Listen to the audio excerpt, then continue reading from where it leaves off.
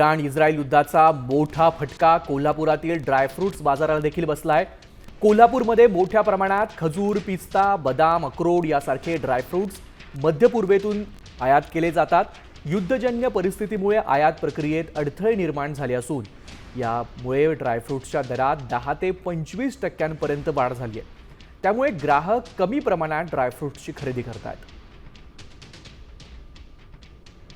किंवा दिल्लीमध्ये खारीबावली म्हणा, हे दोन मोठे हब आहेत ड्रायफ्रूट्सचे।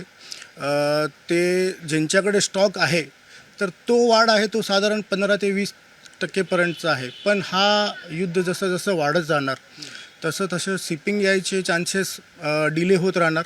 काही लोकांचे शिपिंग मध्येच अडकलेले आहेत आणि पुढं काय होईल त्याचं काही सांगता येत नाही। मग हा प्राईस जवळपास 50 ते 100% पण वाढू शकतो। हे पूर्णतः युद्ध किती दिवस चालेल किंवा कसं लांब जाईल त्याच्यावर आहे।